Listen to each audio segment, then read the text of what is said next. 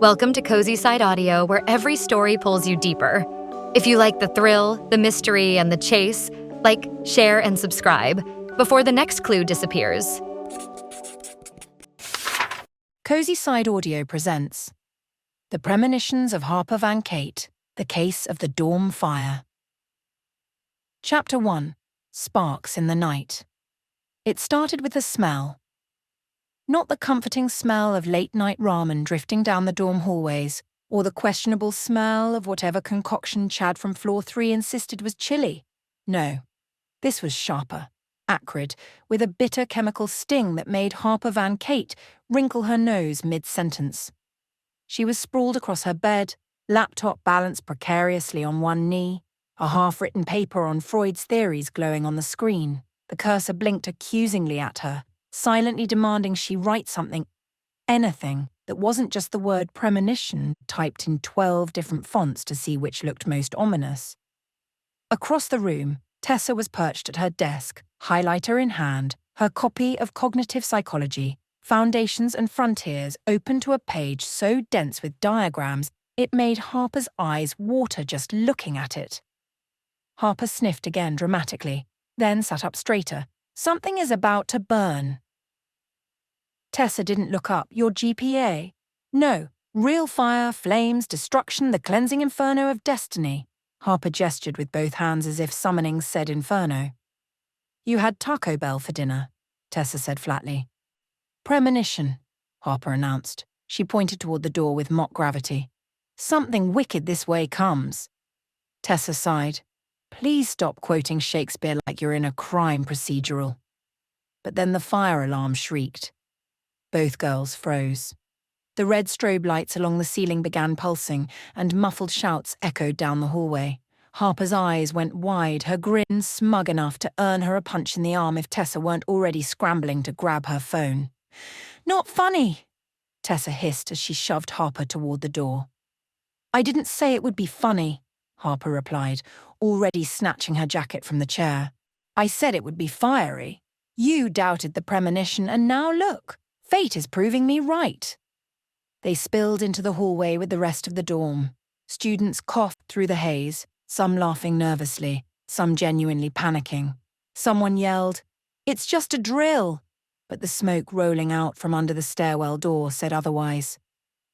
Outside, the crisp night air hit Harper's lungs like a relief valve.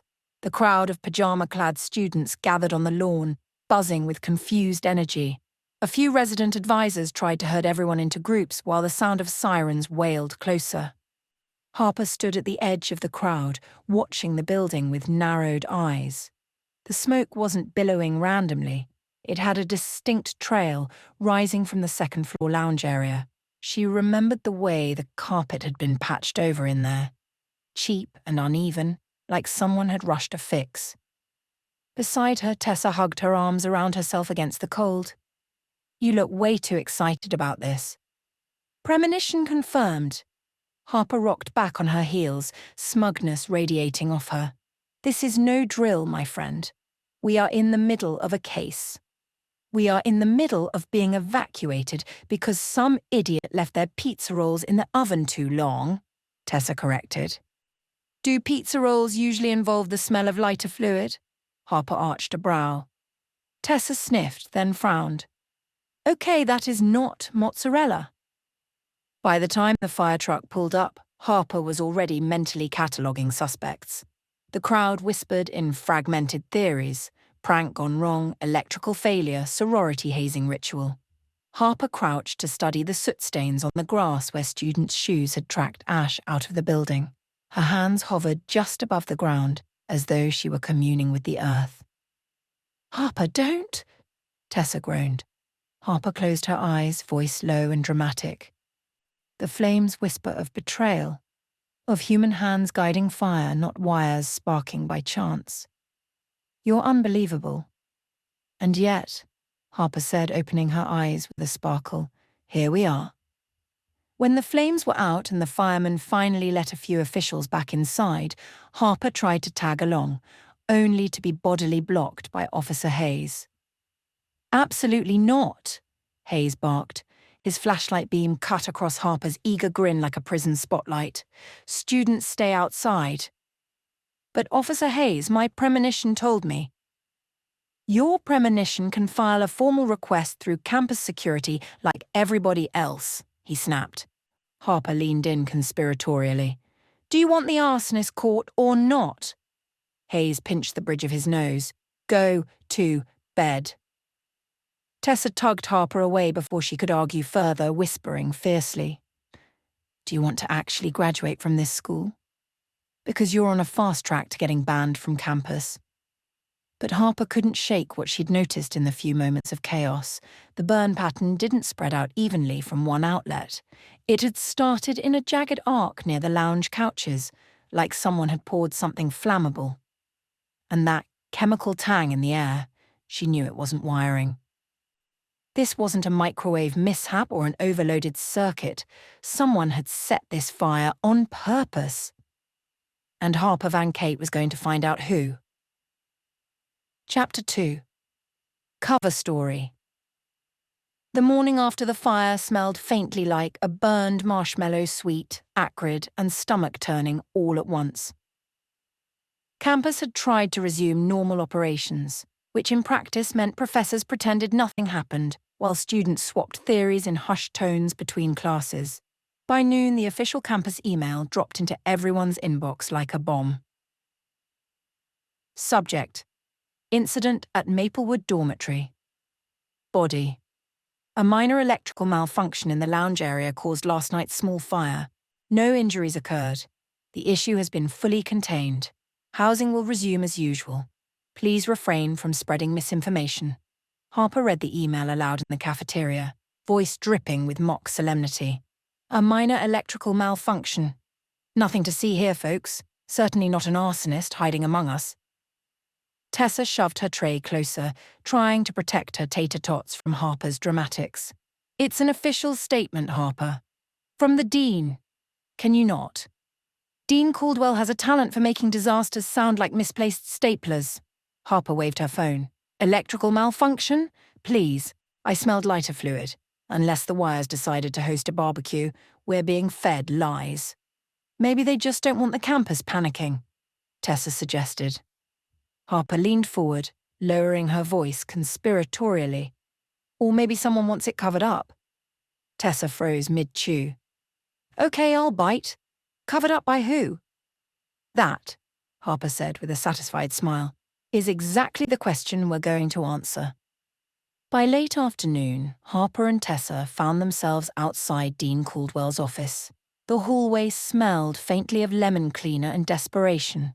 Harper adjusted her backpack strap with theatrical determination. "Just let me do the talking," she whispered.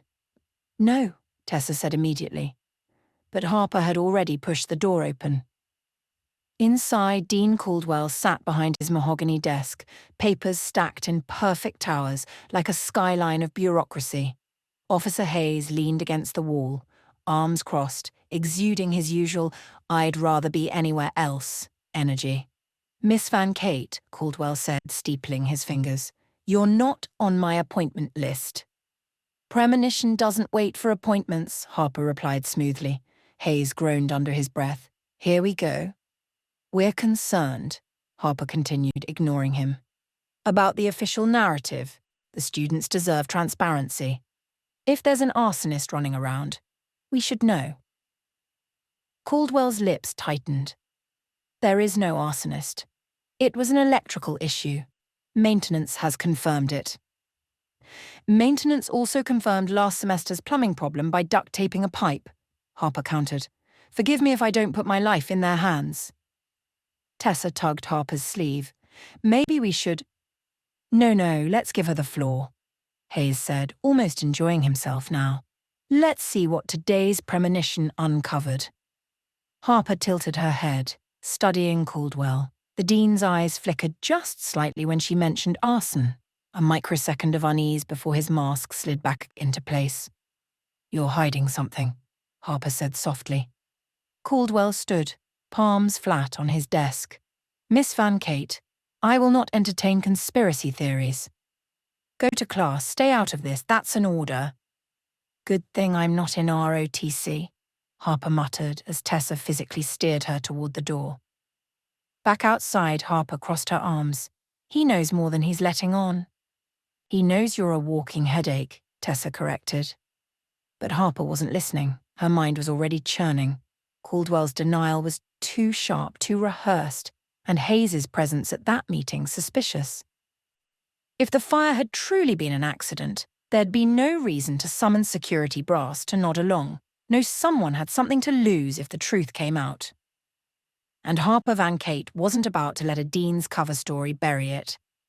That night, she pulled out her journal, the one she'd started after the mascot case, labelled The Chronicles of Premonitions, in blocky Sharpie letters. On a fresh page, she wrote in all caps. Case 2, The Dorm Fire Mystery. Below it, she scribbled her first observations. Acrid chemical smell accelerant, burn pattern inconsistent with electrical fire, Caldwell nervous when pressed possible knowledge or cover-up ER, Hayes involved. Reluctant, ordered. Motive? She tapped her pen against her chin, already buzzing with the thrill of the chase. Somewhere on campus the truth was smouldering just beneath the surface, and she was ready to fan the flames. Chapter 3. Clues in the Ashes. The burned lounge in Maplewood dorm had already been sealed off by yellow tape, though anyone with common sense knew tape was more suggestion than barricade. By the time Harper arrived, the sun had slipped below the horizon, leaving campus lit by pools of lamplight and the glow of study hall windows. The tape fluttered lazily in the breeze, daring her to break the rules. Tessa, naturally, was 2 steps behind her, arms crossed and scowling. I can't believe I let you talk me into this. Again. You didn't let me, Harper corrected, tugging the tape up and ducking under it with the grace of a cat burglar. You were lured by destiny. Destiny is going to get me expelled. Expelled is just Latin for free to solve mysteries full time. Harper clicked on the small flashlight she kept in her bag for exactly this kind of operation.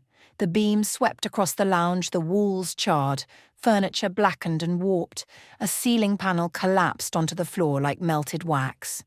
The smell still lingered, sharp and chemical, not the faint ozone tang of burned wiring. Tessa hesitated at the threshold, then sighed and ducked under the tape. 10 minutes. That's it. Plenty of time for a premonition. Harper crouched near the center of the lounge where the burn damage was worst. The carpet was scorched through, revealing a dark, circular patch on the cement beneath. She traced the edge with her flashlight beam. See that? She said. Classic burn pattern. Not electrical accelerant was poured here, then lit. Or maybe the wires sparked in a circle, Tessa offered weakly. Electricity doesn't pour itself in neat puddles. Harper leaned closer, squinting. She reached out with a gloved hand stolen from the chemistry lab, obviously, and brushed the edge. Her fingers came back dusty with black residue, but faintly greasy. Accelerant, she murmured. Tessa grimaced. How do you even know that? Netflix documentaries, Harper said. Also, it smells like a gas station restroom in July. Not exactly subtle. She moved on, scanning the walls. A bulletin board hung askew, the flyers crisped at the edges. Harper leaned close, picking at one half-burned sheet. It was a flyer for the upcoming rivalry game pep rally, scheduled for next weekend. The fire started right under this board, she said slowly, and this board just so happens to be plastered with rally announcements. You think someone tried to cancel school spirit by arson? Tessa asked. Harper tapped the singed paper. Or someone wanted to send a message. Footsteps echoed in the hallway, sharp and deliberate. Harper froze. Tessa's eyes went wide. Security, Harper whispered. See? We're going to get caught. Relax, Harper whispered back, already scanning for cover. She spotted an overturned couch, shoved against the far wall. Without waiting, she grabbed Tessa's wrist and yanked her behind it. They crouched low just as the door creaked open. Officer Hayes's silhouette filled the doorway, flashlight beam cutting across the room. Harper's heart raced, but she forced herself to stay perfectly still. Hayes stepped inside, scanning the burn site just as she had moments before. He crouched, touched the scorched floor, and muttered something she couldn't catch. Then he pulled out his phone. "Yeah," he said quietly. "It's consistent. We'll need to move faster. I don't think Caldwell's version will hold much longer." Tessa's eyes widened in the dark. Harper raised a finger to her lips. Hayes stood, pocketed his phone, and left, the door shut with a dull thud. For a long moment, the only sound was Harper's pulse pounding in her ears. Then she slowly exhaled. "Well," she whispered, "that was interesting." Tessa nearly collapsed against the couch. "Interesting? He just confirmed there's a cover-up. You heard him. Caldwell's version? He knows it's not electrical." "Exactly," Harper said, grinning, "which means we're officially ahead of schedule." "Schedule?" Harper tapped her temple. "The schedule of uncovering a conspiracy. Step 1, find physical evidence. Step 2, catch someone whispering suspiciously into their phone. Check and check." Tessa groaned. "I hate how much sense you make sometimes." Back in her dorm later that night, Harper scribbled furiously in her journal. Observations. Accelerant confirmed, smell, residue, burn pattern. Fire started under pep rally flyers, potential connection to rivalry game. Hayes knows more Caldwell cover-up, not airtight. Who benefits from cancelled pep rally game? Rival school? Insurance scam? Angry student? She underlined the last line 3 times. Somewhere in the ashes lay a motive, and she was going to find it no matter how much tape she had to duck under. Chapter 4. Fanning the Flames. The next morning, campus buzzed like a shaken soda can. By breakfast, every table in the dining hall had at least one student whispering about the Maplewood fire. By lunch, the rumours had grown legs, tails, and fangs. And by the time Harper slid onto a bench across from Tessa, half the cafeteria believed an arsonist stalked the halls with a can of gasoline in one hand and a lighter in the other. "You started this, didn't you?" Tessa accused, stabbing her scrambled eggs with unnecessary force. "I merely nudged the narrative," Harper replied airily, peeling an orange like she was auditioning for a commercial. "Information is like oxygen, people need it. I just adjusted the air supply." "Adjusted?" "I told 3 people the fire wasn't electrical." Tessa's jaw dropped. 3? And maybe hinted that accelerant was involved. You practically lit a second fire. Harper grinned. "Exactly.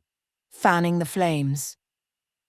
Across the room, a group of athletes leaned in close, whispering urgently. 2 tables over, a pair of theatre kids argued about whether the fire had been part of some guerrilla performance art project. Even the cafeteria staff huddled in the corner, muttering. The campus grapevine was working overtime. By mid-afternoon, Harper was fielding questions like a celebrity on a press tour. "Do you really think someone wanted to burn down Maplewood? Is it true they found gasoline cans in the lounge? Was it a ghost?" To each, Harper smiled her enigmatic smile, lowered her voice, and said something just cryptic enough to keep the rumor mill turning. "Premonitions are tricky," she told one wide-eyed sophomore. "But sometimes smoke doesn't just mean fire, it means intent." Behind her, Tessa groaned audibly. That evening, Harper found herself pulled into an impromptu student meeting in the library. A dozen students had gathered around a table piled high with energy drinks, notebooks, and laptops. Someone had scrawled, "Who did it?" across the whiteboard in red marker.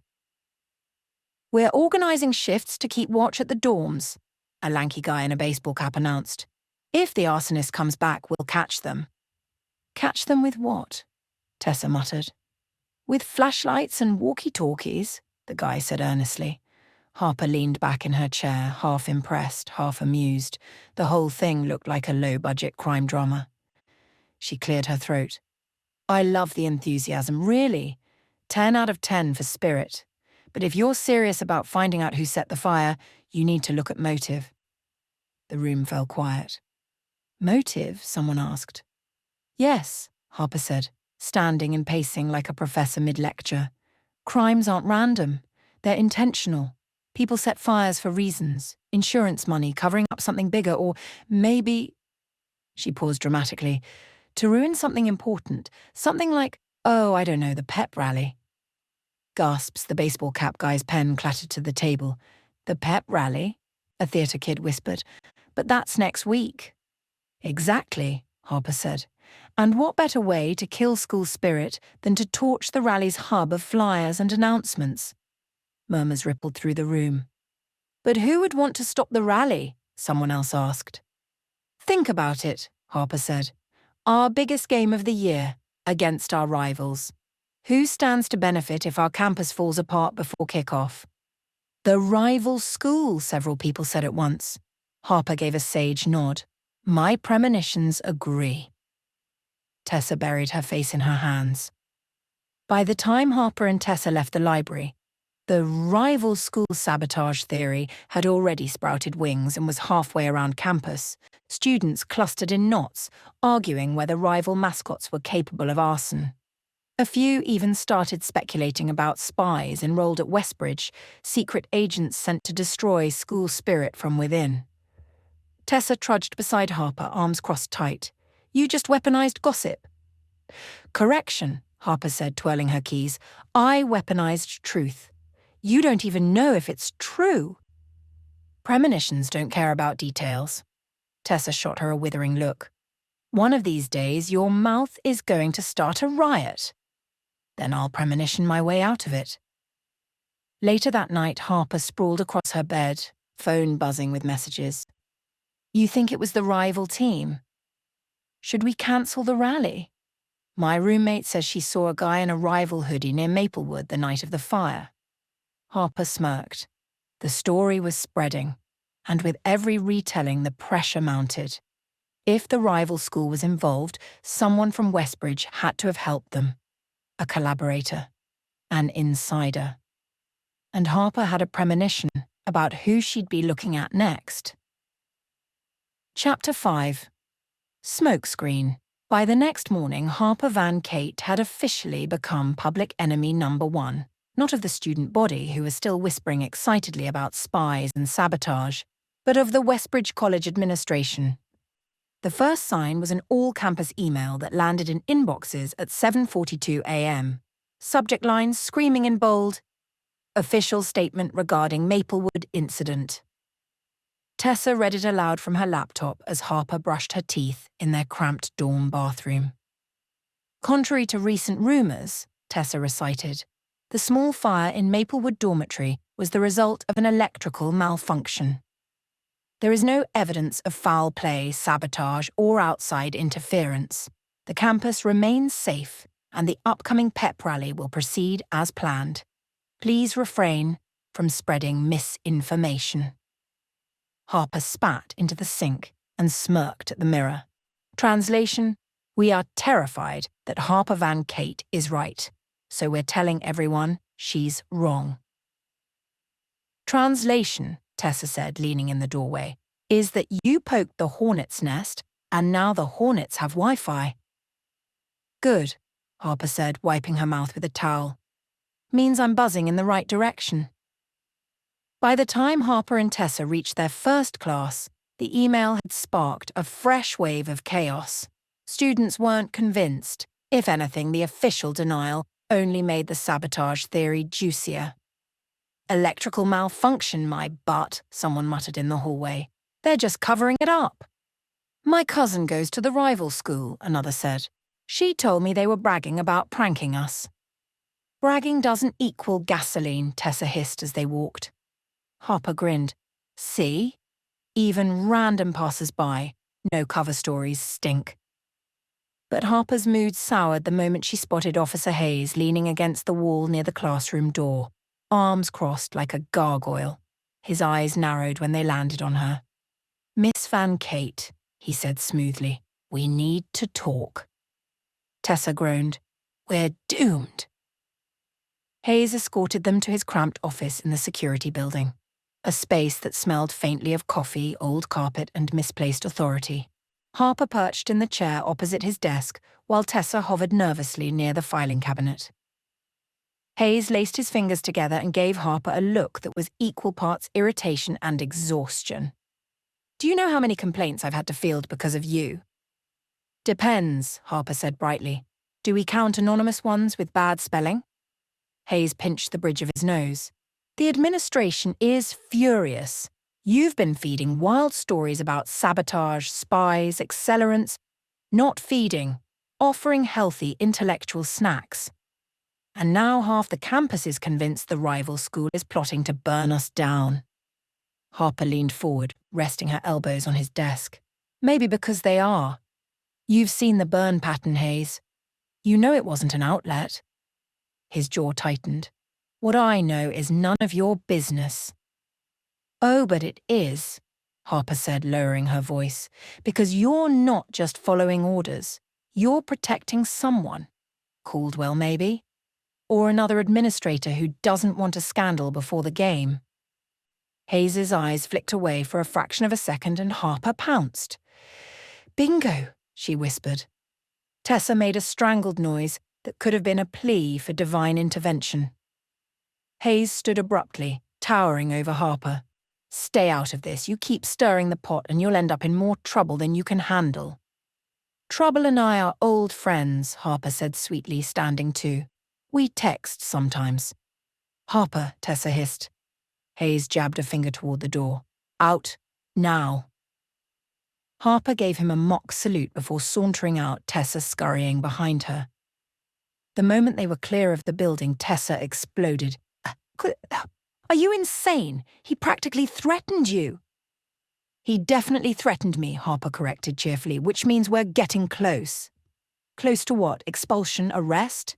Close to whoever Hayes is protecting. Did you see the micro-flinch when I said Caldwell's name? Micro-flinch? You're reading his face like it's a pop quiz. Exactly. And guess what? I'm an A student in expressions. Tessa groaned so loudly it turned heads. Later that day, Harper dragged Tessa to the burned lounge again, this time armed with a camera borrowed from the journalism department under the pretense of documenting fire safety awareness. What if someone sees us? Tessa whispered as Harper snapped photos of the scorch marks. Then we're safety ambassadors, Harper said, saving lives one candid shot at a time. She crouched low, angling the lens towards the floor where the accelerant residue still clung faintly to the concrete. The camera flash highlighted a subtle glint, a melted scrap of something metallic embedded in the char.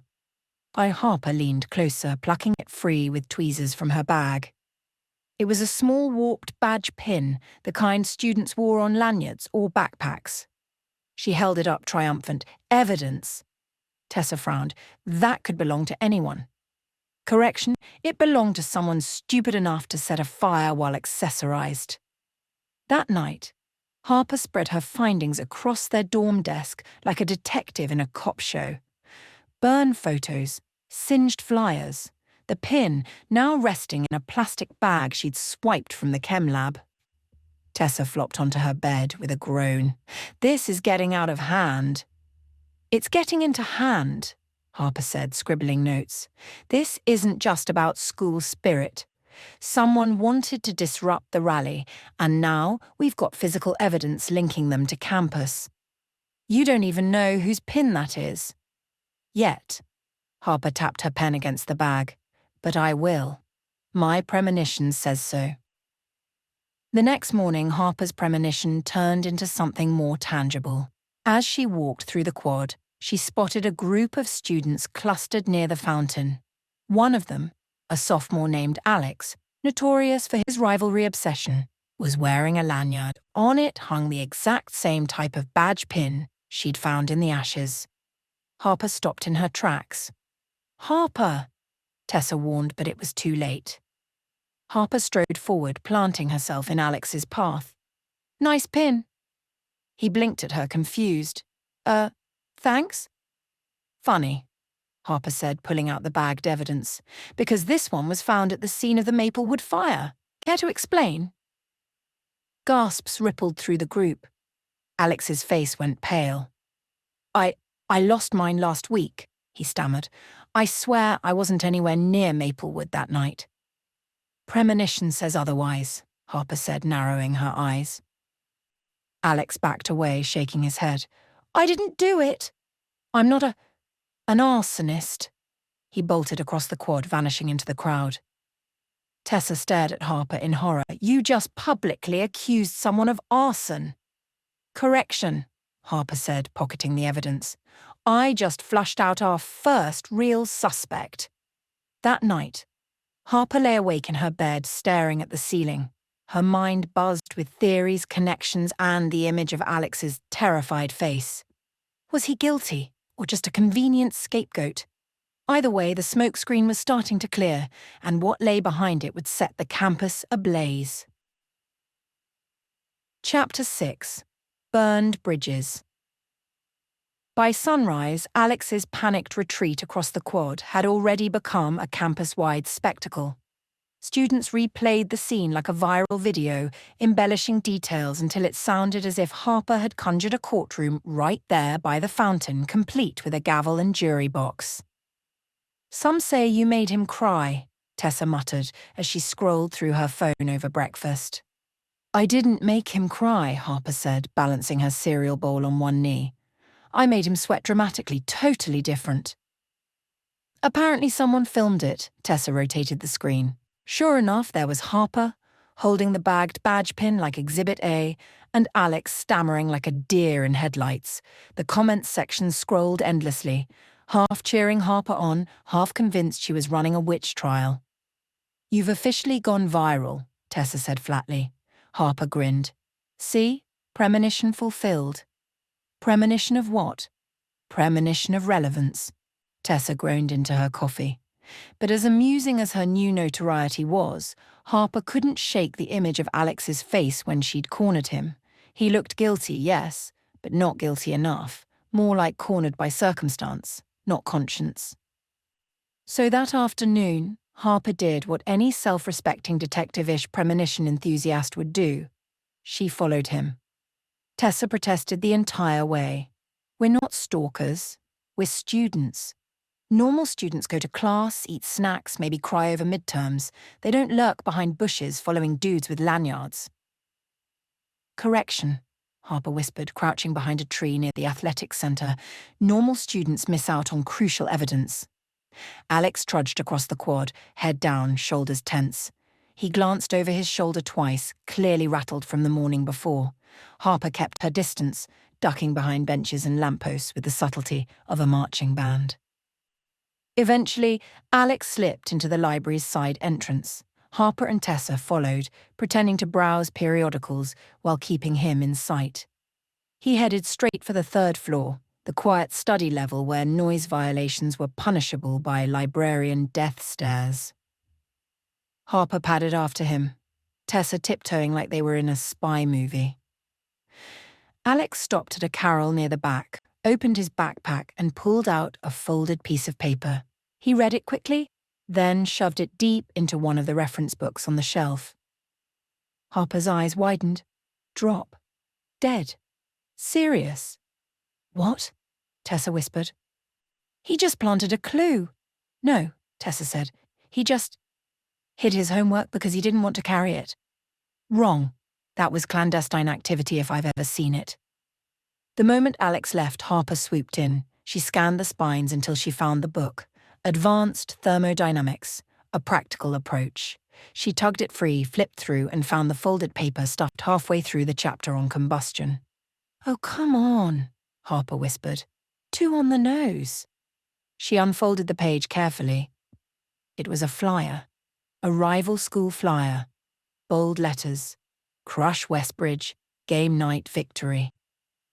At the bottom, scrawled in messy handwriting, these were the words, payment after delivery. Harper's heart thumped. Delivery of what?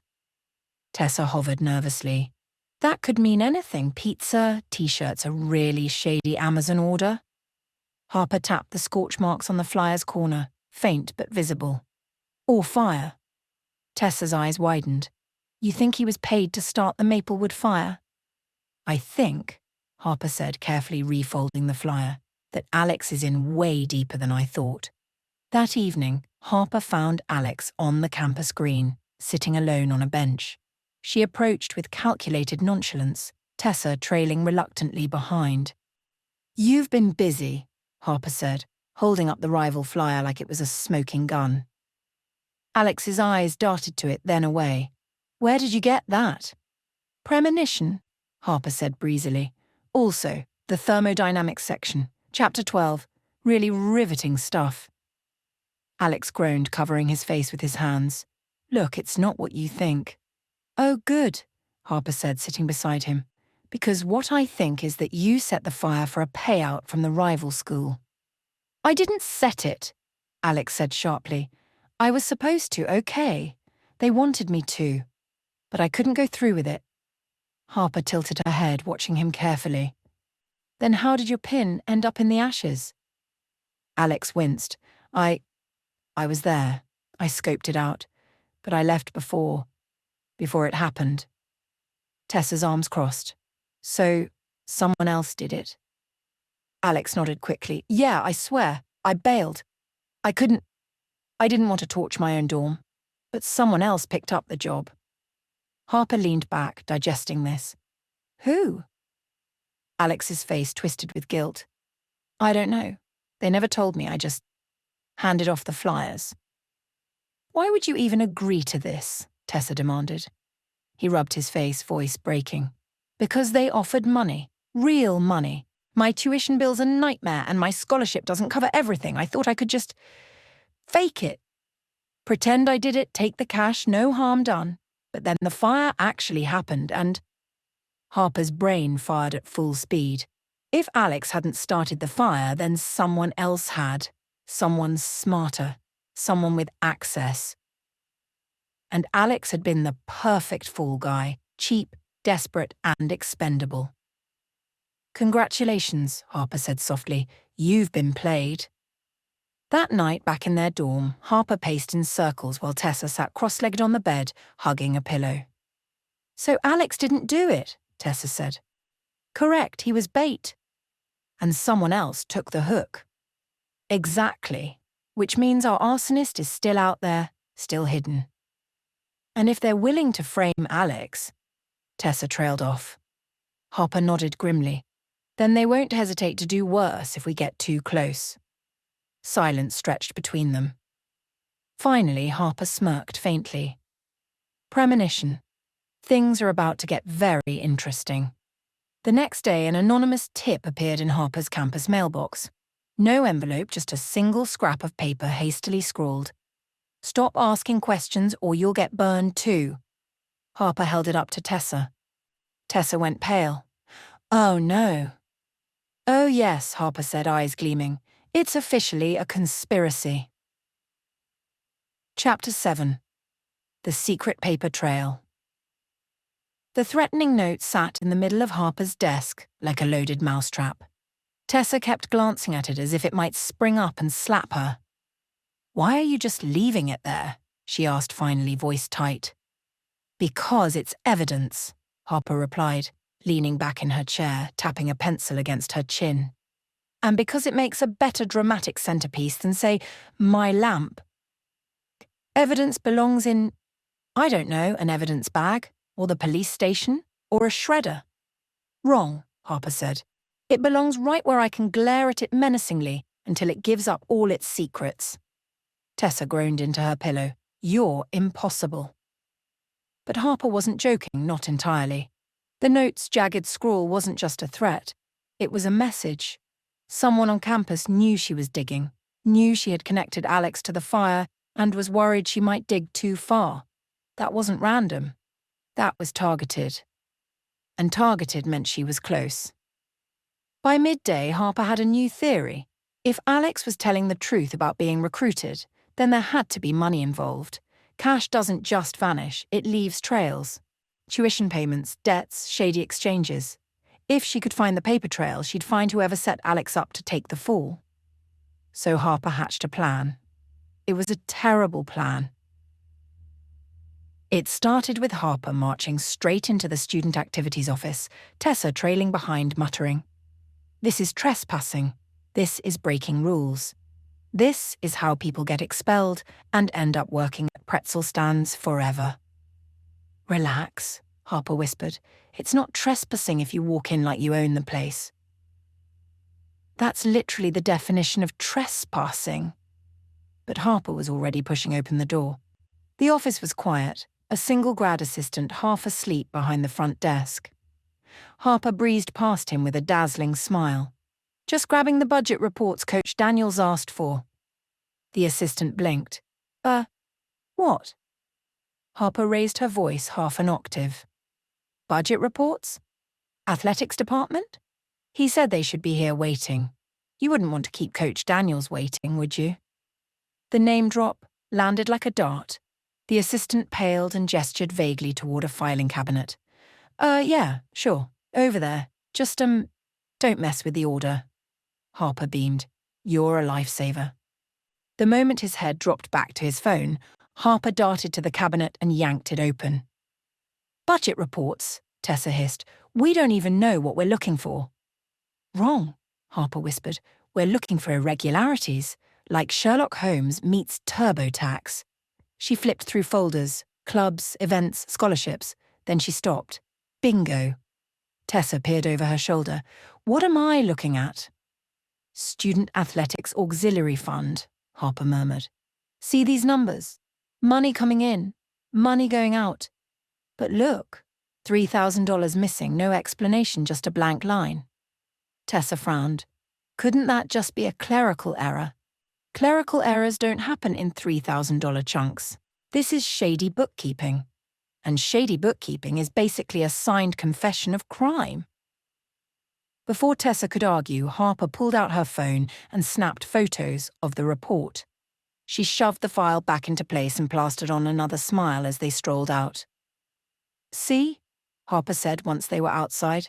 No alarms, no cops, no pretzels. Tessa clutched her backpack straps like they were a lifeline. I feel sick.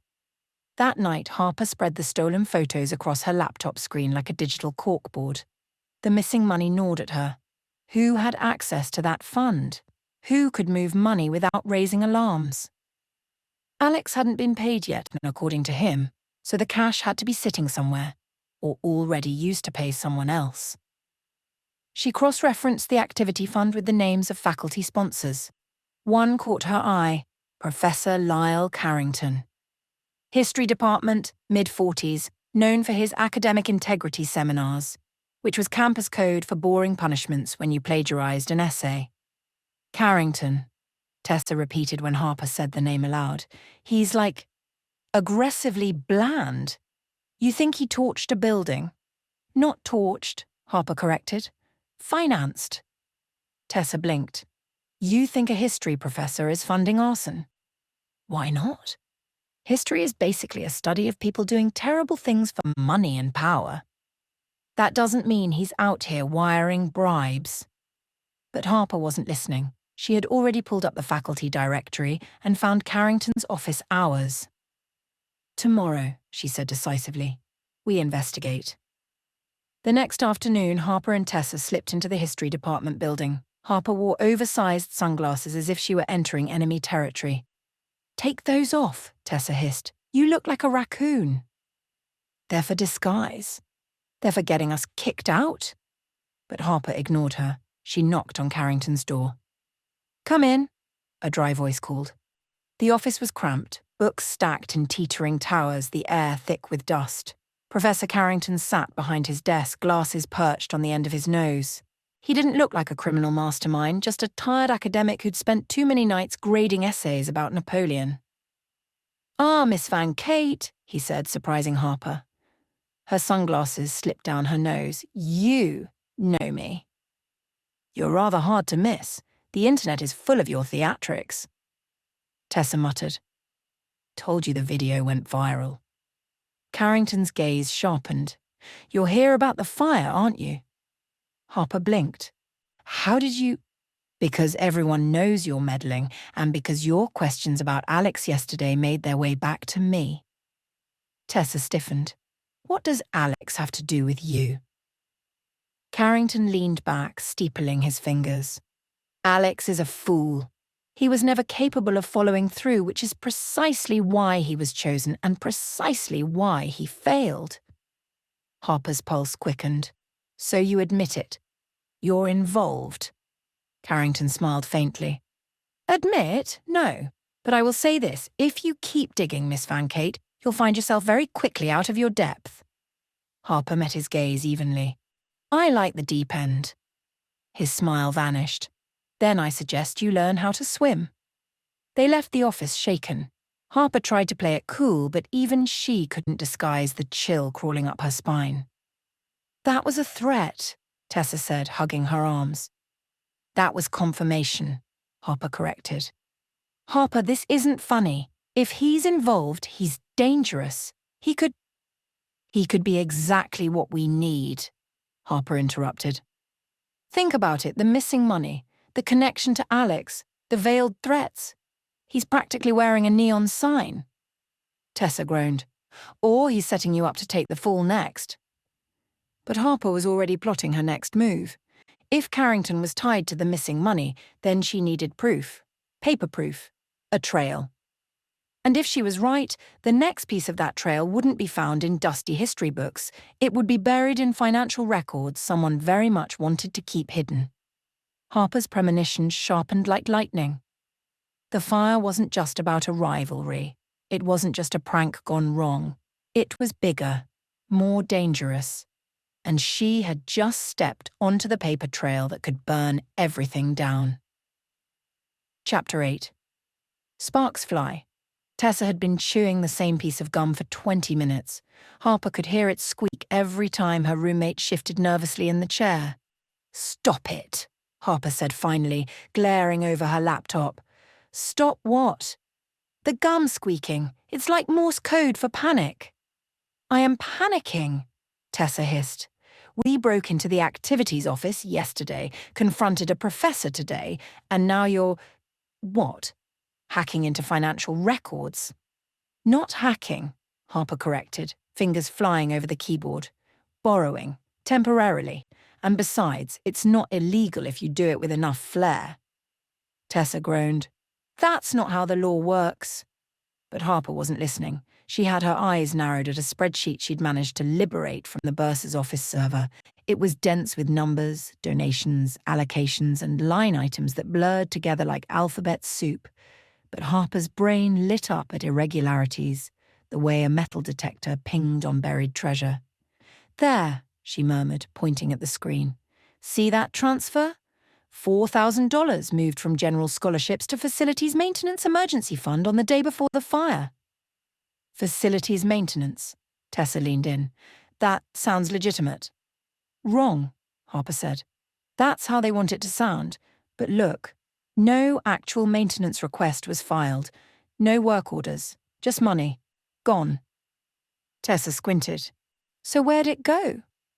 That, Harper said, snapping her laptop shut, is what we're going to find out tonight. Night at Westbridge was its own kind of alive. The quad lights buzzed, the library windows glowed like tired eyes, and the air carried a faint mix of burnt coffee and cheap perfume from some late-running frat party. Harper tugged on a hoodie and stuffed a flashlight into her pocket. Tessa followed reluctantly, carrying nothing but a granola bar and a look of impending doom. Where exactly are we going? Tessa asked. To the facilities building. At midnight? Best time to snoop. Worst time to get caught? Harper grinned.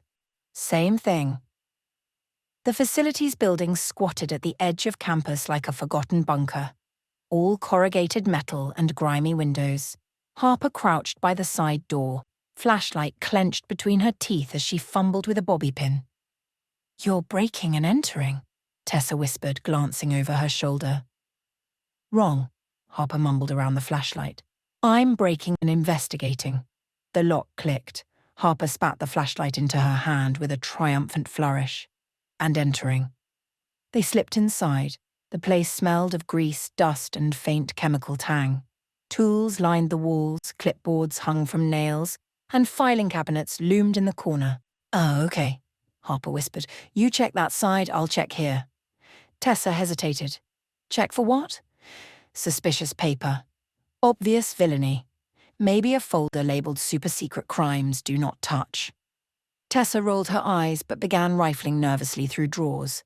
Harper, meanwhile, zeroed in on a stack of maintenance logs. Most were routine: light bulbs, leaky faucets, clogged toilets, but one caught her eye. "Gotcha," Harper whispered. Tessa looked up. "What is it?" "Work order 1347B, supposedly for an electrical inspection in Northwick Hall, the dorm that burned." "That sounds normal." "Except," Harper cut in, "the inspector signed off 2 days before the fire. And look who authorized it." She turned the log so Tessa could see the signature at the bottom. Professor Lyle Carrington. Tessa's jaw dropped. Why would a history professor sign an electrical work order? Exactly. Harper snapped a photo with her phone. Because it wasn't about fixing wires. It was about setting the stage. They were halfway to the door when a voice froze them in place. "Well, well," drawled a low baritone. "Look who decided to do a little after-hours research." A flashlight beam cut across the room, blinding them. Harper raised her hand to shield her eyes and recognized the figure stepping into view. Officer Grady, campus security, arms crossed and scowl in place. Tessa squeaked. "We can explain." "Save it," Grady snapped. "You two have been sticking your noses where they don't belong for weeks, and now I catch you breaking into facilities." Harper forced a smile. "Technically, you didn't catch us. We were just leaving." Grady's glare didn't budge. "Give me one good reason I shouldn't write you up and have you dragged in front of the dean tomorrow." Harper took a step forward. "Because if you do, the real culprit wins." Grady blinked. "What?" "Think about it," Harper pressed, her voice gaining speed. "Why would a professor sign off on a fake electrical inspection? Why would thousands of dollars vanish into a maintenance fund that doesn't exist? This isn't just a fire. It's sabotage. And if you bench me now, whoever lit the match gets away clean." Grady's expression flickered just for a second. Doubt, curiosity, something. Then it hardened again. "You have no proof." Harper held up her phone. "Not yet, but I'm close. And you know it." Silence stretched. Finally, Grady lowered his flashlight. "You've got 48 hours. If you're wrong, I'll personally escort you to the dean myself." Harper grinned. "That's all I need." Back in their dorm, Tessa collapsed face first onto her bed. 48 hours, she groaned into her pillow. "We're doomed." Harper paced, her mind spinning. "No, we're not. We're on the verge of a breakthrough. Carrington's fingerprints are all over this. The fake work order ties him directly to the fire. If we can figure out why, we've got him. And if we can't, then," Harper said, a mischievous smile tugging at her lips, "we improvise." Tessa sat up, wide-eyed. "Please tell me your definition of improvise doesn't involve more breaking and entering." "Wrong again," Harper said. "It involves a sting operation." Tessa buried her face in her hands. "Why do I even ask?" But even Harper's bravado couldn't drown out the truth gnawing at her gut. She had Carrington cornered on paper, sure, but he wasn't acting like someone afraid of exposure. He was acting like someone in control, someone with more cards to play. And if Harper wasn't careful, sparks were going to turn into an inferno. Chapter 9, Trial by Fire. The plan was simple, which, in Harper's experience, was code for catastrophic disaster waiting to happen. But simple plans were the easiest to sell, and if she wanted Tessa on board, she had to make it sound like less of a felony and more of a group project. "We lure Carrington out," Harper said, pacing their dorm room like a general plotting troop movements. "We set the trap. We watch him incriminate himself. We get proof. Bam! Case closed." Tessa sat cross-legged on her bed, clutching her mug of tea like it was a holy water. "Define trap." "Nothing dangerous," Harper said quickly, "just a little stagecraft." Tessa narrowed her eyes. "You're doing that thing where you downplay the risk because you know I'll freak out if you tell me the whole truth." Wrong, Harper said, pointing at her dramatically. I'm downplaying the risk because it sounds cooler that way. Tessa groaned. This is going to get us expelled. Or, Harper countered, this is going to save the campus, unmask a saboteur, and secure our legacy as legendary detectives who totally don't need real psychic powers. That's a really longer. But she didn't say no. The first step of the sting, bait. Carrington might have been smug, but smug people hated loose ends. If Harper wanted him to reveal himself, she had to make him think she'd uncovered more than she really had. So she typed up an anonymous email. Subject line: Urgent Northwick Fire documents. Body: Found additional records tying you to unauthorized transfers. Meeting tonight at the Fine Arts Theatre. Midnight. Come alone. Too vague? Harper asked, spinning the laptop toward Tessa. Too stupid, Tessa muttered. He's not going to fall for this. He'll fall, Harper said confidently. Because the one thing criminals can't stand is loose ends. They itch like sweaters in summer. And I just dangled the scratch. By 11:30, Harper and Tessa were tucked into the shadowy balcony of the Fine Arts Theatre, the stage below bathed in eerie half-light from a single security lamp. Dust hung in the air like ghosts of past performances. This feels like the part of the horror movie where we die, Tessa whispered, and hugging her knees. Correction, Harper said. This is the part where we get a confession and a standing ovation. From who? The rats. From history. Tessa groaned. I can't believe I'm missing a perfectly good night of sleep for this. Midnight crept closer. The theatre was silent except for the occasional groan of pipes. Harper's pulse ticked faster. Then, the creak of a door. A figure stepped onto the stage, moving cautiously. Even in the dim light, Harper recognized the silhouette, Professor Carrington. He scanned the empty theatre, jaw tight, hands shoved in his coat pockets. This is ridiculous, he muttered. Harper motioned for Tessa to keep quiet, but her roommate was already biting her sleeve in terror. Carrington moved to center stage, his voice rising.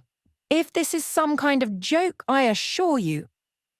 Harper flicked on her flashlight, aiming it like a spotlight. Encore, Professor!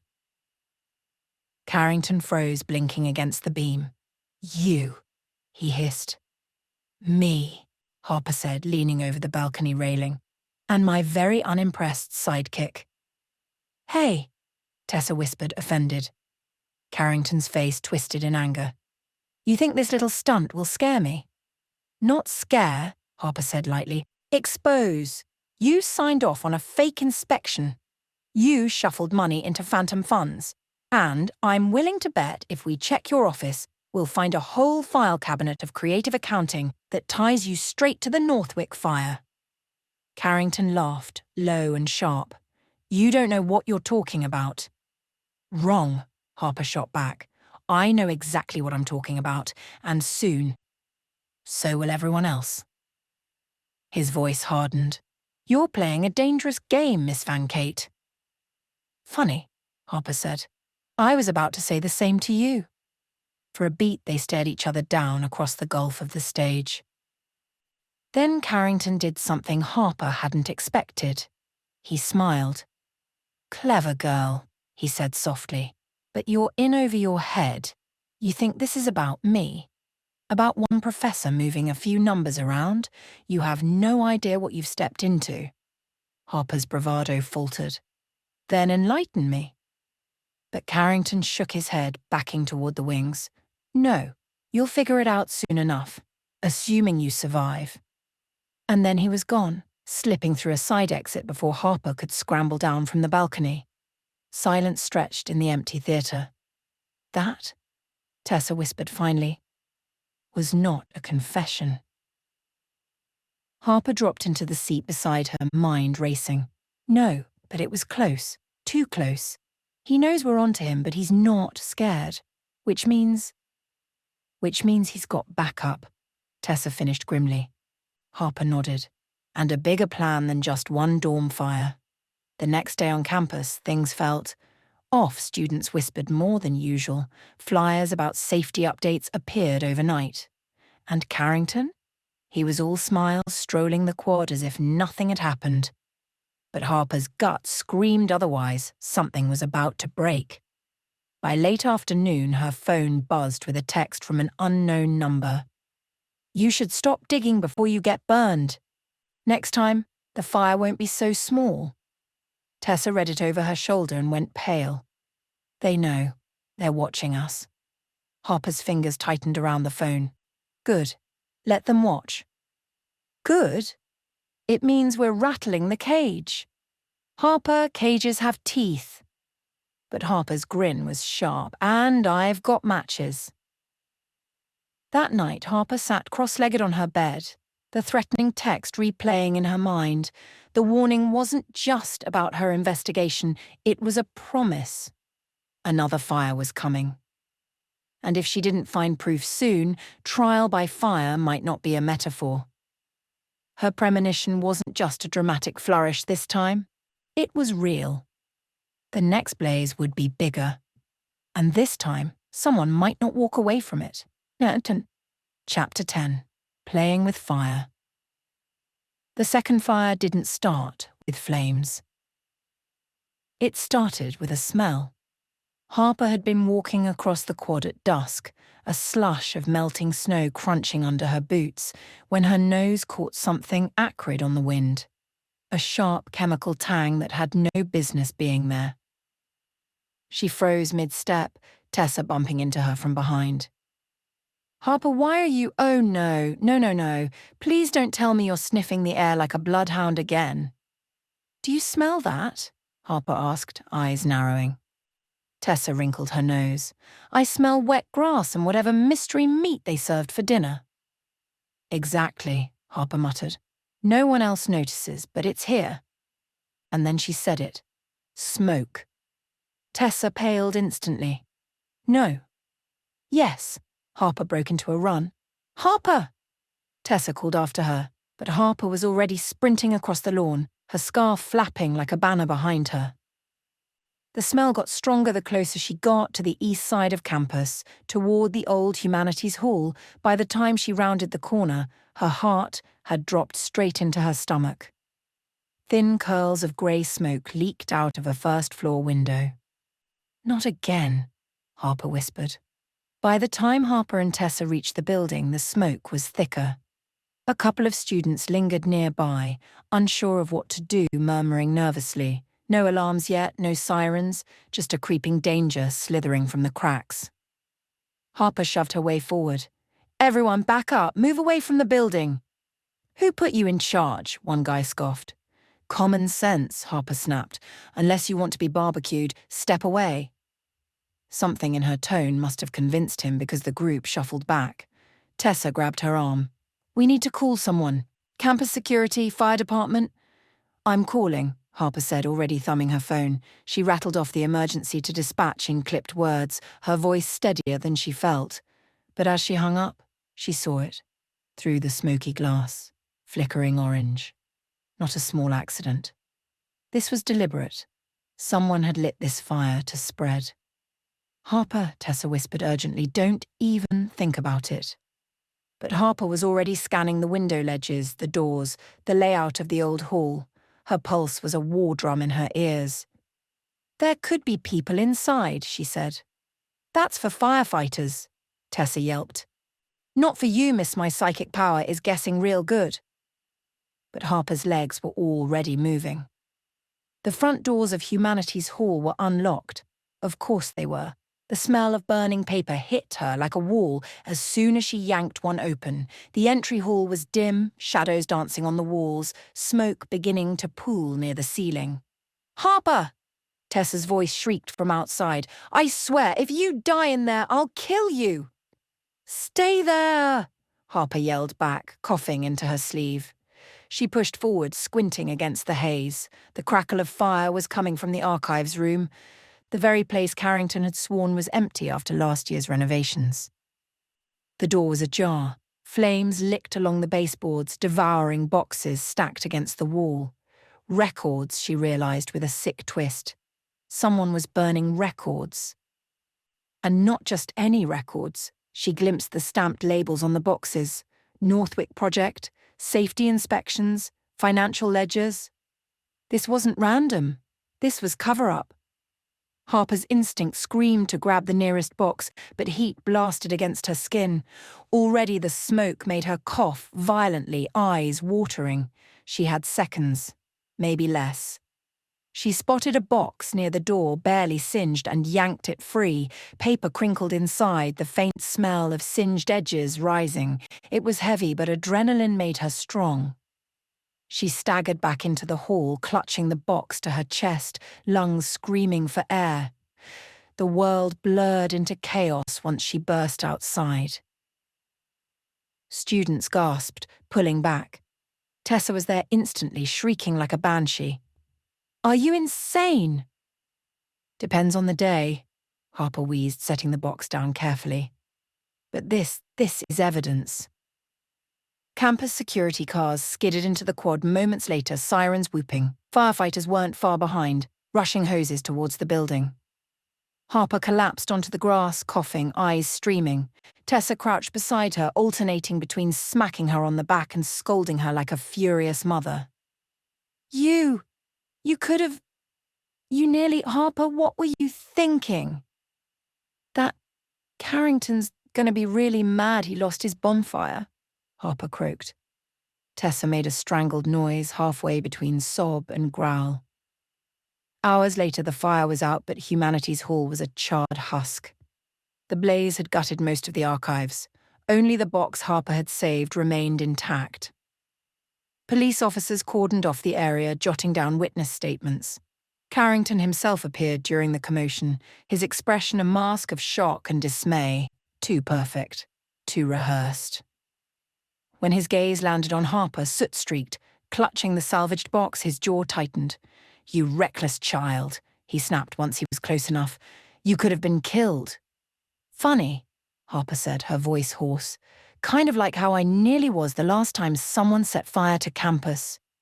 Carrington's nostrils flared. "You have no proof." Harper's grin was sharp and exhausted. "Not yet." Later, in their dorm room, Harper and Tessa sat cross-legged on the floor, the rescued box between them like a sacred relic. The room reeked faintly of smoke despite Tessa's frantic spraying of air freshener. Tessa stared at the box like it was cursed. "We shouldn't even have this. It belongs to the police. And if we hand it over now, Carrington or whoever he's working with will make sure it vanishes before morning," Harper countered. "This is our only shot at keeping the truth alive." Tessa rubbed her temples. "You dragged me into arson, theft, and obstruction of justice. Do you realize how many crimes we've committed by just existing near you?" Harper grinned faintly. "Best roommate bonding activity ever." Tessa groaned. "I'm going to have grey hair by 20. Harper pulled the lid off the box. Inside were binders, folders, and ledgers, the edges singed but mostly intact. She plucked one free, flipping through quickly. Columns of numbers, check stubs, transfers. Her heart pounded faster. "This is it," she whispered. "The money trail." Tessa leaned in, frowning at the cramped handwriting and faded stamps. "So, what? Carrington was funneling cash to himself?" "Not just himself," Harper murmured. "Look, these signatures don't all match, and some of these accounts, they're fake. Shell accounts. He wasn't just hiding money. He was paying someone." "Paying who?" "That's what we're going to find out." That night, Harper lay awake long after Tessa had collapsed into a restless sleep. Her chest still ached from the smoke, but her brain buzzed too hard to rest. Every instinct told her the second fire wasn't the end. Carrington wasn't sloppy enough to panic at a single failed cover-up, which meant he had another move planned. One bigger, bolder, and more dangerous. "Playing with fire," she whispered to the dark. "That's what he's doing." And she knew deep in her bones, in that place where instincts felt like prophecy, that the flames weren't done rising. Not yet. Chapter 11. Flames of Truth. The box sat between Harper and Tessa like it was radioactive. Neither had moved in the last 5 minutes, not because they didn't want to, but because both knew once they opened it again, there was no going back. Harper drummed her fingers against her knee, staring at the singed cardboard. You know, in movies, this is the part where we accidentally unleash some cursed mummy. Tessa gave her a flat look. Don't joke. I'm not. I'd prefer ancient curses over math. At least with a mummy you can run. With math... She gave a dramatic shudder. Harper, Kai? Her best friend's voice carried enough warning weight to silence her for about 3 seconds. Then Harper leaned forward and pried the lid off the box. Smoke had left faint stains on the edges of the files like shadowed fingerprints. She pulled one binder out carefully, coughing when ash flaked off the cover. Inside, neat rows of handwritten ledgers filled page after page. Each line told a story of money leaving campus accounts and vanishing into thin air. Transfers to obscure entities, check stubs with signatures that didn't quite match. Disbursements that never lined up with actual expenses. Harper's pulse kicked harder the more she scanned. Oh my God, she whispered. They've been bleeding the school dry for years. Tessa scooted closer, her nose wrinkling at the musty smell. What do you mean they? Carrington? Harper tapped the scrawled signatures. Not just him. These initials change. Sometimes it's CW, Carrington Shaw. But other times, LH, SK, Maryland. Different people authorizing transfers. This isn't a one-man scam. It's a whole merry band of thieves. Tessa's frown deepened. Wait, MD. Could that be Professor Daniels, the head of the business department? Or Marcy Duval, the bursar, Harper countered. Or, Marky Duncan, campus hot dog vendor. Though I'm leaning less on him. Tessa snorted despite herself. You're impossible. And you love me for it. Harper flipped to another section. Look at this. Payments to shell companies, fake consulting fees, even, this one's good, an entire line item for emergency squirrel relocation. Who signs off on 30 grand to move squirrels? Carrington? Tessa guessed weakly. Harper beamed. Correct. 10 points to Ravenclaw. Wrong franchise. Semantics. But humour faded quickly as Harper kept turning pages. The numbers added up, literally. Millions siphoned out over at least a decade. Enough to explain why buildings went unrenovated, why scholarships vanished, why students complained about tuition hikes while the campus looked like it belonged in a budget horror movie. Tessa's hands shook as she turned a page herself. This is insane. We can't keep this here. We need to turn it into the police. Not yet. Tessa's head snapped up. Not Harper, are you out of your mind? This is felony-level stuff. They'll bury us if they think we're snooping. Which is exactly why we can't hand it over, Harper shot back. Think about it. If Carrington's crew has been at this for years, you really believe they don't have someone in the police, or at least the university's legal office, running interference? If we hand it over now, it disappears. Tessa groaned, pressing her palms into her eyes. You are going to get us expelled or worse. Probably, Harper admitted. But hey, if we're expelled, at least I'll have more time to solve crimes as a freelancer. Not funny. Harper softened slightly, reaching out to rest her hand over Tessa's. I know, but Tessa, this is bigger than us now. If we walk away, they win. They'll keep stealing, keep torching buildings, keep putting people at risk. You saw Humanities Hall. They were ready to burn down a whole wing of campus to hide this. Tessa's throat bobbed as she swallowed hard. So what's the plan, genius? Because unless you've got a fireproof bunker and an army of lawyers in your back pocket, I don't see how we make it out of this alive. Harper's smile was grim but determined. We do what we do best. We follow the money. By morning, Harper's dorm room looked like a conspiracy theorist's lair. Tessa had reluctantly helped spread ledgers, photocopied pages, and hastily scribbled notes across every available surface. Their whiteboard, usually reserved for to-do lists and sarcastic doodles, was now plastered with arrows, names, and dollar signs. Harper perched on her desk chair, spinning slowly as she chewed on a pen cap.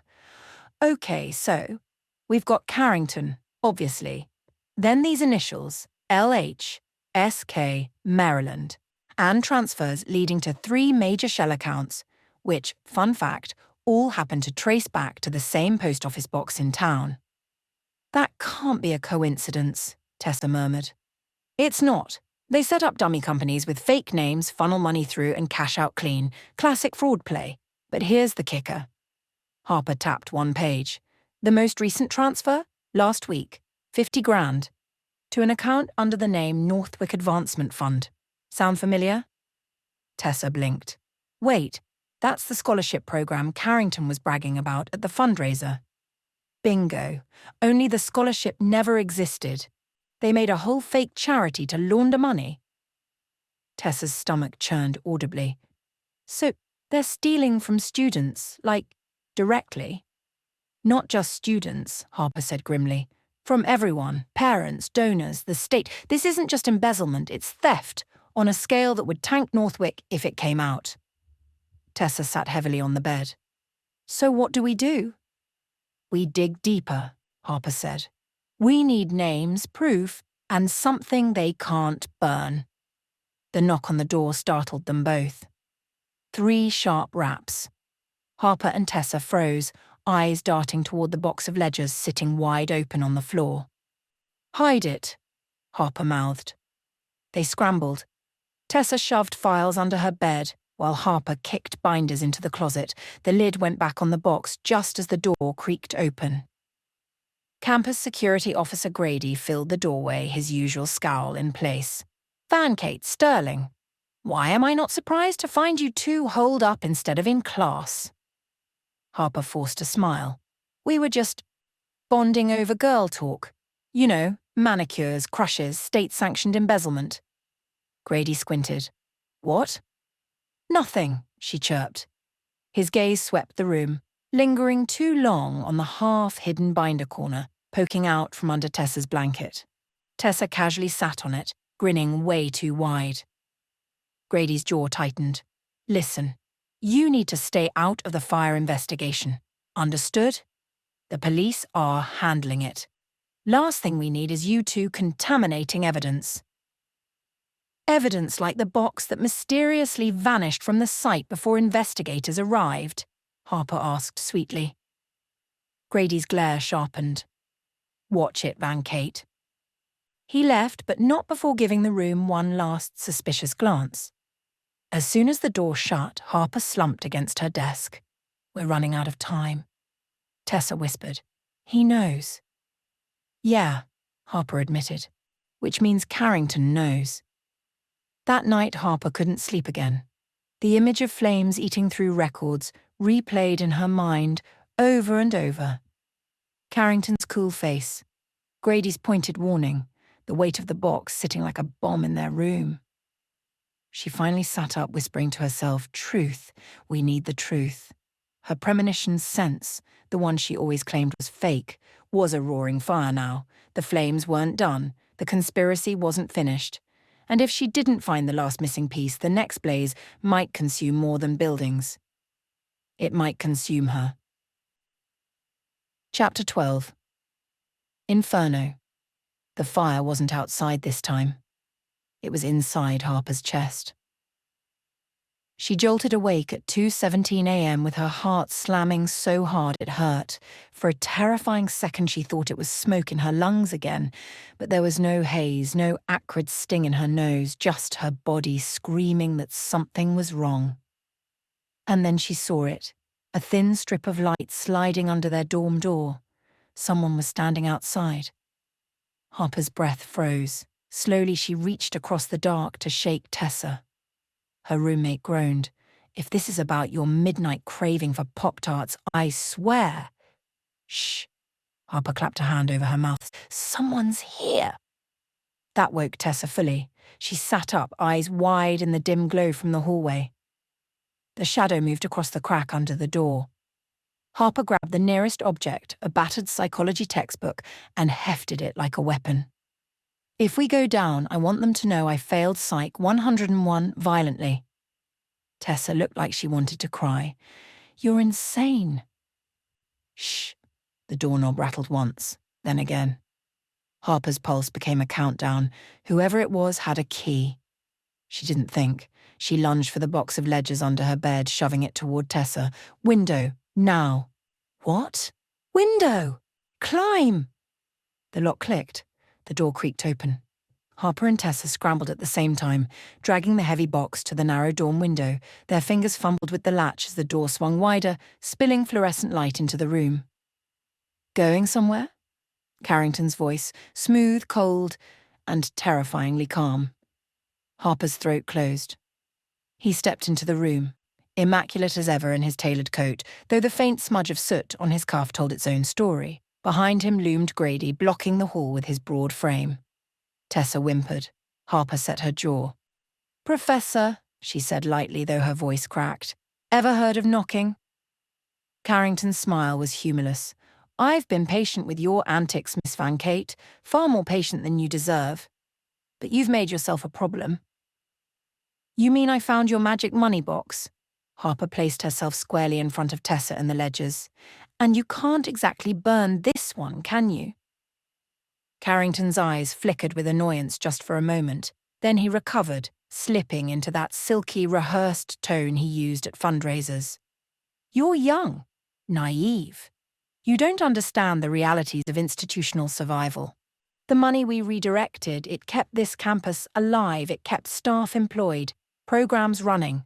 Without it, Northwick would have collapsed years ago. Wow, Harper said. And here I thought you were just a thief. Turns out you're a thief and a martyr. Very efficient. Grady shifted behind him. Professor, maybe we should… Quiet, Carrington snapped. Tessa's hand tightened on Harper's sleeve. Harper, please. But Harper's mouth was already moving faster than her fear. Let me guess. You'll spin this as noble sacrifice, maybe even pin the fires on me. Unstable student obsessed with conspiracies torches her own campus. That's the plan, right? Carrington's smile sharpened. You always did have a knack for deduction. He took a step closer. Harper instinctively stepped back, pressing against Tessa. Her fingers brushed the window latch. Almost there. Carrington's voice dropped lower. Hand over the box, Harper. Do it quietly, and perhaps I'll find it in myself to be merciful. Harper's laugh was dry and jagged. You, merciful. That's the funniest thing I've heard all semester. She wrenched the window open. Cold night air rushed in. Carrington lunged. Tessa screamed. Harper shoved the box out first, watching it tumble into the shrubs 2 stories below. Then, with adrenaline screaming in her ears, she grabbed Tessa's hand and hurled them both toward the ledge. Carrington's fingers brushed her sleeve but missed. They fell hard into the bushes. Pain exploded in Harper's hip and shoulder, but she forced herself up, dragging Tessa with her. The box lay dented but intact at their feet. Run, Harper croaked. They did. The chase was chaos. Harper and Tessa sprinted across the frosty quad, breath fogging, shoes slipping. Behind them, Carrington and Grady thundered down the dorm steps. Split up, Harper gasped. No way, Tessa wheezed. Yes way. Meet at the library. Tessa's face twisted with terror, but she nodded. She veered off towards the science buildings, clutching the box. Harper bolted the opposite direction, throwing every ounce of chaotic energy into zigzagging like a lunatic. Shouts echoed behind them. Footsteps pounded closer. Harper's mind raced. She couldn't outmuscle Grady, couldn't outmaneuver Carrington forever. But maybe, just maybe, she could outthink them. She darted toward the amphitheatre, its stone steps gleaming under the moonlight. Skidding down the steps 2 at a time, she ducked behind the stage, lungs burning. Silence. For a second she thought she'd lost them. Then a shadow loomed above. Carrington's voice slid down like oil. Enough games, Harper. You're clever, but you're not invincible. Harper pressed herself against the wall, every nerve screaming. She wanted to shout back to keep him talking, but her throat was too dry. Instead, she reached into her pocket, pulled out her phone, and hit record. Her thumb hovered over the screen as Carrington's voice carried across the amphitheatre. "You've meddled in affairs beyond your comprehension. The money, the fires, they were necessary sacrifices, and if you keep pressing, you'll be the next one to burn." Harper's finger pressed down. "Got him." She bolted again before he could spot her. Her legs felt like lead, but adrenaline kept them moving. She sprinted across the dark lawn until the looming silhouette of the library appeared. Tessa was there, pacing frantically at the steps, the box hugged tight to her chest. "Do you have a death wish?" Tessa shrieked when Harper staggered up. "Debatable," Harper panted, "but we've got him, on tape." She held up her phone. "Confession, baby."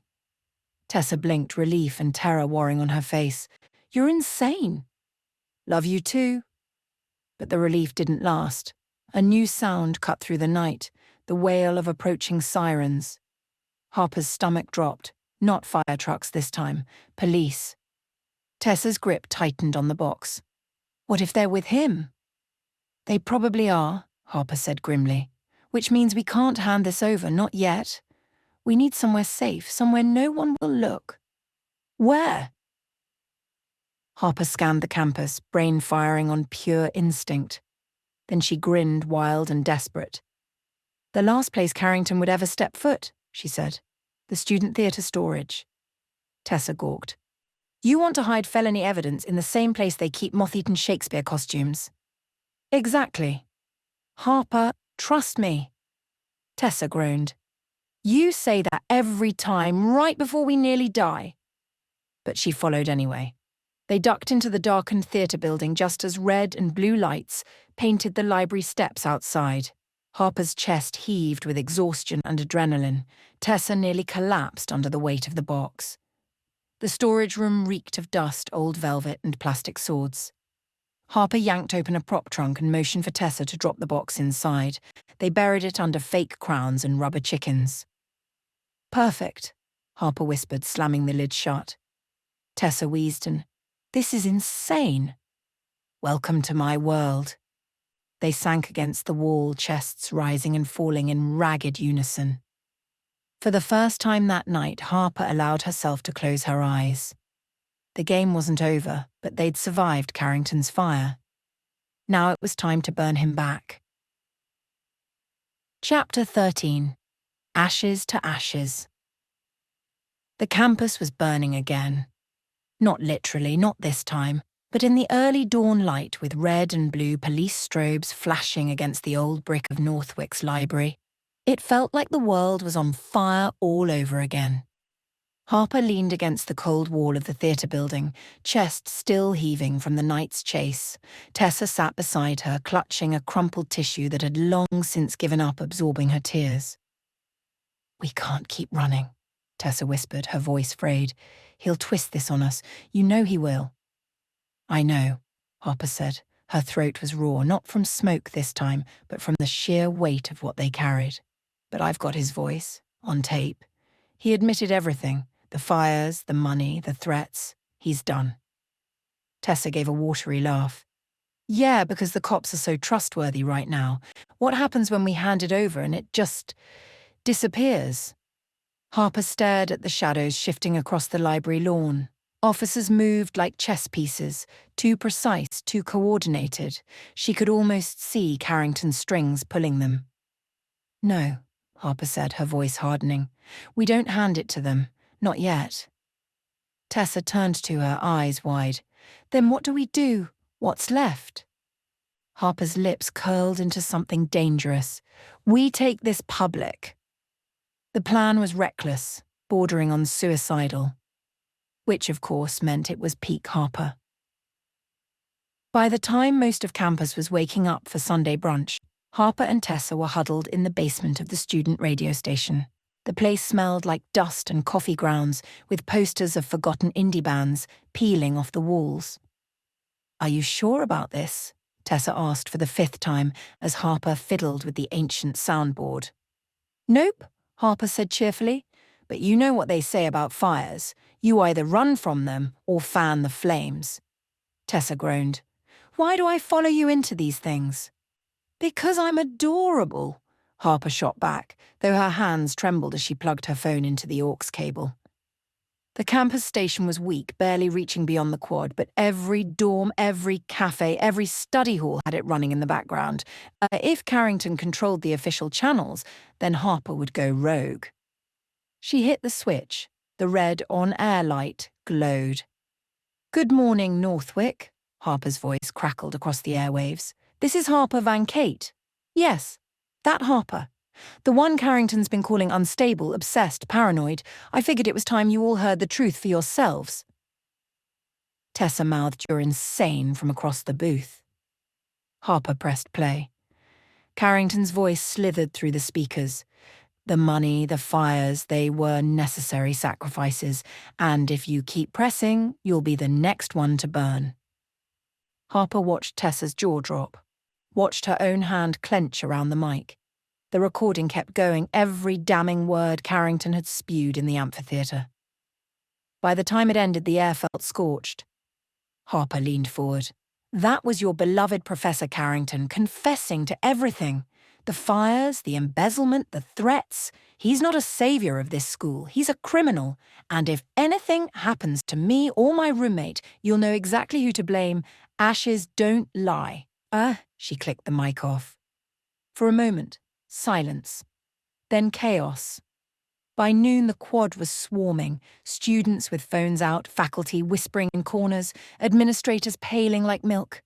Carrington himself appeared on the steps of the administration building, attempting his trademark calm. It's a doctored recording, he insisted to the gathered crowd. An obvious fabrication. Miss Van Kate has been unstable for months. Save it, someone shouted. You're done, Carrington, another voice rang out. Students surged forward, a sea of fury. Cameras flashed. Reporters, real ones tipped off by Harper's stunt, pushed microphones in his face. Carrington faltered. For the first time, Harper saw the mask slip in public. Sweat beaded on his forehead. His voice cracked. Grady tried to shield him, but the tide was too strong. And then Tessa, of all people, climbed onto the fountain ledge and held the battered box high above her head. These are the ledgers, she screamed, her voice trembling but loud. Every missing dollar, every fake transaction, it's all here. The crowd roared. Phones zoomed in, capturing every second. Carrington's face drained of colour. This is slander. He spat, but the words sounded thin. Weak. Tell it to the state auditors, Harper called from the edge of the crowd. Her heart was pounding so hard she thought it might break her ribs, but she stood tall. Oh, wait, you can't. Because they're already on their way. Right on cue, 2 unmarked sedans pulled up at the edge of campus. Not local police, not Carrington's puppets, state investigators. The crowd parted as they stepped forward, badges flashing. Carrington tried to run. Grady shoved through the students, dragging him toward the side steps, but the crowd wasn't having it. Dozens of hands reached out, blocking, shoving back. In the confusion, Harper found herself face to face with Carrington. His eyes burned. You think you've won, Miss Van Kate. You've destroyed this school, yourself, all of it. Harper's voice was steady, surprising even herself. No, I saved it from you. The investigators seized him, snapping handcuffs around his wrists. Grady tried to intervene, but 2 more agents tackled him down. The crowd erupted, half in cheers, half in stunned silence. Phones everywhere captured the moment Carrington was shoved into the back of a government car. Ashes to ashes. The campus was never quiet again. In the days that followed, reporters descended like vultures. Faculty resigned, students protested, Carrington's empire crumbled piece by piece. But through it all, one name kept surfacing. Harper Van Kate. The girl who wouldn't shut up. The girl who nearly burned alive, who jumped out windows, who dragged her roommate into chaos and somehow walked out with the truth. For once, she wasn't just the butt of a joke or the eccentric theatre kid with too much energy. She was the reason Carrington was behind bars, the reason Northwick had a chance to rebuild. And against all odds, she was okay with that. On the last night of finals, Harper and Tessa sat on the library steps, sipping lukewarm cocoa from the vending machine. "You realize you're officially insufferable now?" Tessa said. "The legend of Harper Van Kate, detective extraordinaire. People are going to line up just to throw weird mysteries at you." Harper grinned. "Good. Let 'em. I'm ready." She leaned back, staring up at the dark sky. For once, no sirens, no smoke, just stars. But somewhere in the back of her mind, she knew peace wouldn't last. Mysteries never stayed buried for long, and the next time fire came knocking, she'd be ready to meet it head-on. Because this wasn't the end. It was only the beginning. Thanks for listening. Stay cozy, and I'll see you in the next story.